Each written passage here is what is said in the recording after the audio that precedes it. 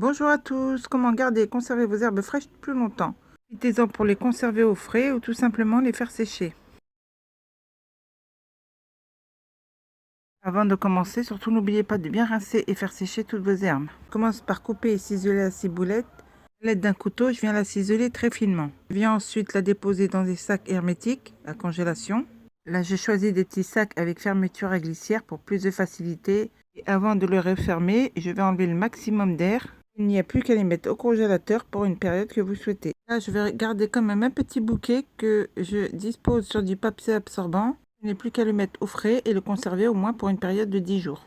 Pour la cébette, je vais procéder de la même manière que pour la ciboulette. J'ai plus qu'à le découper, le conserver dans des sacs hermétiques. Vous pouvez procéder de la même manière pour le persil, la coriandre, l'anis, la sauge, l'origan, le thym séché et j'en passe. Pour le laurier, en général, vous en retrouvez pas mal dans la région du sud. Il n'y a plus qu'à bien le laver, le sécher à l'extérieur, un coin ombre pour éviter qu'il jaunisse.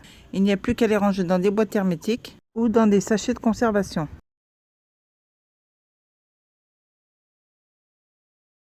Pour la verveine, vous procédez de la même manière que pour le laurier. Bien laver et faire sécher vos soleils, surtout bien secouer vos branches. Enlever les petits bouts de brindilles inutiles.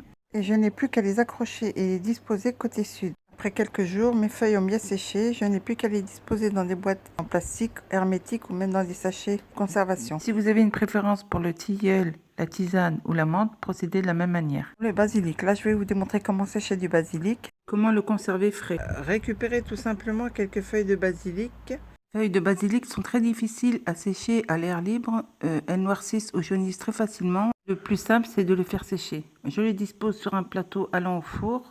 Bien les séparer l'une de l'autre et je les mets au four à 200 degrés pendant 10-15 minutes. Une fois sortis du four, surtout laissez bien refroidir. Si vous sentez que vos feuilles ne sont pas assez sèches et encore humides, repassez-les au four pendant qu'il est encore chaud, 3-4 minutes. Mes feuilles ont bien séché et je n'ai plus qu'à les disposer dans des bocaux, dans un endroit sec et à l'abri de la lumière. Je pourrais l'utiliser pour parsemer mes plats, mes salades ou même mes desserts. Et surtout, n'hésitez pas à commenter et si vous avez aimé, partagez.